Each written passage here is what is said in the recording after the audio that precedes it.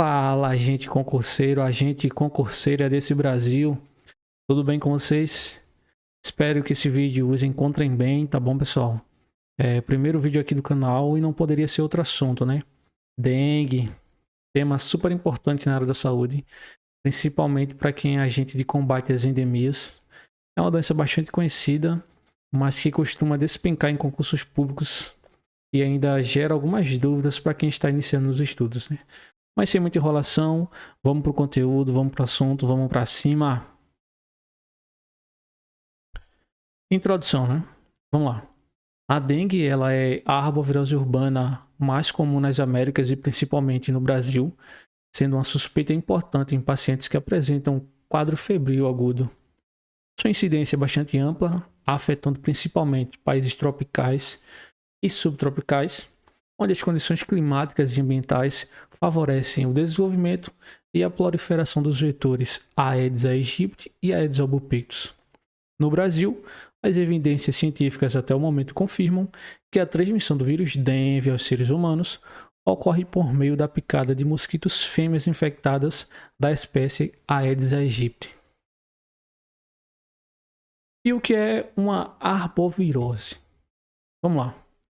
Arbovirose, pessoal, é um termo utilizado para designar doenças causadas por vírus transmitidos por artrópodes, como mosquitos, carrapatos e outros insetos vetores. Esses vírus são mantidos na natureza em ciclos que envolvem hospedeiros vertebrados, como humanos e animais, e os vetores artrópodes que atuam como transmissores. E aqui logo abaixo temos exemplos já conhecidos de arboviroses que ocorrem no Brasil, que é dengue, chikungunya, febre amarela e entre outras. Descrição. A dengue é uma doença febril aguda, sistêmica e dinâmica, que pode apresentar um amplo aspecto clínico, variando desde casos assintomáticos a graves. No curso da doença, que em geral é debilitante e autolimitada, a maioria dos pacientes apresenta evolução clínica benigna e se recupera. No entanto, uma parte pode evoluir para formas graves, inclusive vir a óbitos. Mas o que é uma doença sistêmica? Uma doença sistêmica é aquela que afeta todo o organismo ou múltiplos órgãos e sistemas, em vez de estar limitada a uma única parte ou região do corpo. Diferente de uma doença localizada que atinge apenas um órgão ou tecido específico, as doenças sistêmicas têm a capacidade de se espalhar e impactar diversas funções corporais. E logo abaixo aqui temos a sinonímia, né, pela qual a dengue também é conhecida, que é febre de quebra-ossos. Agente etiológico. O vírus da dengue. Arbovírus do gênero Flavivírus, pertencente à família Flaviviridae, com 4 sorotipos conhecidos: o DenV1, o DenV2, o DenV3 e o DenV4. A infecção por um deles confere proteção permanente para o mesmo sorotipo e imunidade parcial e temporária contra os outros 3. O que é um vírus RNA? Um vírus RNA é um tipo de vírus cujo material genético é composto por ácido ribonucleico, em vez de ácido desoxirribonucleico. Esse vírus utiliza o RNA para armazenar e transmitir suas informações genéticas, que são essenciais para sua replicação e infecção de células. Vetores. Bem, os vetores, como bem já conhecemos, são mosquitos do gênero Aedes aegypti.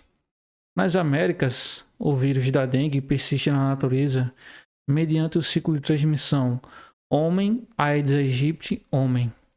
O Aedes albopictus, já presente nas Américas e com ampla dispersão na região sudeste do Brasil, até o momento não foi associada à transmissão do vírus. Período de incubação. O período de incubação da dengue varia de 3 a 15 dias, com uma média de 5 a 6 dias. Período de transmissibilidade. A transmissão da dengue ocorre quando um mosquito pica uma pessoa infectada durante o período de viremia. Esse período começa um dia antes do aparecimento da febre e continua até o 6º dia da doença. O período de incubação é o período de transmissibilidade. São dois conceitos importantes na epidemiologia e no estudo de doenças infecciosas, mas referem-se a fases distintas do processo de infecção. Aqui está a diferença entre eles. Período de incubação versus período de transmissibilidade. O período de incubação refere-se ao tempo entre a infecção e o surgimento dos sintomas, enquanto o período de transmissibilidade refere-se ao tempo em que a pessoa infectada pode transmitir a doença para outras, independente de apresentar sintomas ou não. Diagnóstico. O diagnóstico da dengue requer uma boa anamnese, a realização de prova de laço, exame clínico e confirmação laboratorial específica. A confirmação laboratorial é orientada pela situação epidemiológica. Em períodos não epidêmicos, deve-se solicitar o exame de todos os casos suspeitos. Em períodos epidêmicos, o exame deve ser solicitado para todos os pacientes graves ou com diagnóstico incerto, seguindo as orientações da vigilância epidemiológica da região. Manifestações clínicas. Pode ser de curso benigno ou grave, dependendo da forma como se apresenta. A primeira manifestação da dengue é a febre, geralmente alta, de 39 a 40 graus, de início abrupto, associada a cefaleia, adnamia, mialgias, artralgias, dor retroorbitária, com presença ou não de exantema ou prurido. Pode apresentar 3 fases clínicas: fase febril, fase crítica e fase de recuperação. Fase febril. A primeira manifestação é a febre alta, geralmente acima de 38 graus, que começa de forma abrupta e dura de 2 a 7 dias. Está associada a dor de cabeça, fraqueza, dor muscular, dor nas articulações e dor atrás dos olhos.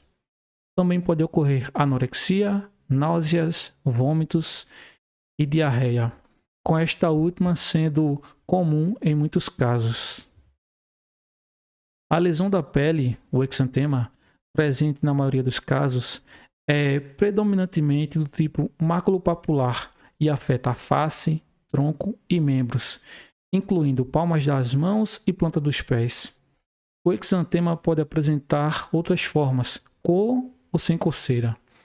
Após a fase febril, a maioria dos pacientes se recupera gradualmente, com melhora do estado geral e retorno do apetite. Fase crítica. Essa fase da doença começa com a queda da febre, entre o 3º e o 7º dia. Os sinais de alarme, quando presentes, ocorrem nessa fase. Esta situação pode levar a piora clínica e possível evolução para o choque devido ao extravasamento de plasma. Sem a identificação e manejo corretos, alguns pacientes podem desenvolver formas graves da doença. Os sinais de alarme indicam o extravasamento de plasma ou hemorragias, que podem levar a choque grave e óbito. Os sinais de alarme são caracterizados principalmente por dor abdominal intensa, vômitos persistentes, acúmulo de líquidos, hipotensão postural ou lipotímia, letargia ou irritabilidade, hepatomegalia, sangramento de mucosa e aumento progressivo do hematócrito. Os casos graves de dengue são marcados por sangramentos intensos, disfunção grave de órgãos ou extravasamento severo de plasma. O choque ocorre quando o volume crítico de plasma é perdido, geralmente entre o 4º e o 5º dia da doença, no intervalo de 3 a 7 dias, e costuma ser precedido por sinais de alerta. Os sinais de choque são pulso rápido e fraco, hipotensão arterial, pressão arterial convergente, extremidades frias, enchimento capilar lento, pele úmida e pegajosa, oligúria, manifestações neurológicas como agitação, convulsões e irritabilidade em alguns pacientes. O choque acontece na fase crítica da doença e geralmente é de curta duração. Pode levar ao óbito em 12 a 24 horas ou resultar em uma recuperação rápida após a terapia anti-choque apropriada. Complicações graves, como hepatites, encefalites ou miocardites, além de sangramentos intensos, podem ocorrer sem que haja extravasamento de plasma ou sinais óbvios de choque. Fase de recuperação. Ocorre após as 24 a 48 horas da fase crítica, quando uma reabsorção gradual do fluido que havia extravasado para o compartimento extravascular se dá nas 48 a 72 horas seguintes. Observa-se melhora do estado geral do paciente, retorno progressivo do apetite, redução de sintomas gastrointestinais, estabilização do estado hemodinâmico e melhora do débito urinário. Alguns pacientes podem apresentar um exantema, acompanhado ou não de prurido generalizado. Bradicardia e mudanças no eletrocardiograma são comuns durante esse estágio. Fatores individuais podem influenciar a gravidade da dengue, como idade, etnia e doenças associadas, como asma, diabetes, anemia falciforme e hipertensão, além de infecções anteriores por outros sorotipos. Crianças pequenas têm maior risco de evoluir para choque, pois são menos capazes de compensar o extravasamento capilar. Dengue em crianças. Pode não apresentar sintomas, manifestar-se como uma febre aguda ou com sinais em sintomas genéricos, como cansaço, sonolência, recusa de alimentos líquidos, vômitos, diarreia ou fezes amolecidas. Em tais casos, os critérios epidemiológicos são fundamentais para o diagnóstico clínico. Em crianças menores de 2 anos, os sinais e sintomas de dor podem incluir soro persistente, falta de energia e irritabilidade, o que pode ser confundido com outras infecções comuns nessa idade. Isso pode fazer com que o início da doença passe despercebido, sendo o quadro grave a primeira manifestação identificada. Dengue em idosos.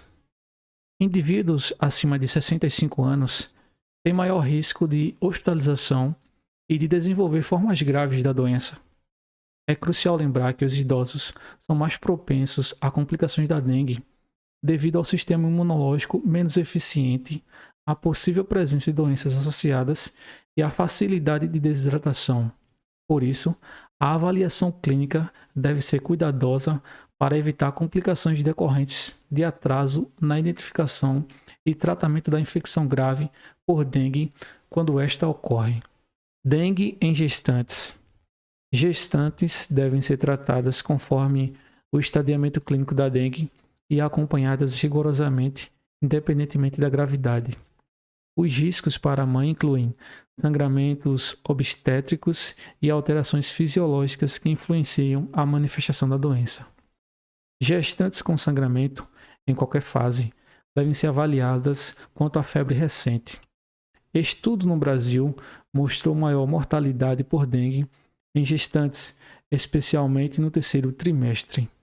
Outras pesquisas apontam maior risco de morte fetal e parto prematuro em casos sintomáticos, sem evidências de baixo peso ao nascer ou malformações. Bom, pessoal, e agora eu trouxe aqui uma questãozinha de concurso, né? Para a gente treinar esse conteúdo que a gente estudou até agora, tá bom? Questãozinha fácil que dá para responder tranquilamente. Então, vocês deem pausa no vídeo, né? Leiam as alternativas, respondam, tá bom? E no final vai ter o gabarito aqui para vocês, tá? Leiam atentamente, respondam com calma, tá bom? Se precisarem, voltem no vídeo para ver conteúdo novamente, tá? Então é só dar pause e responder.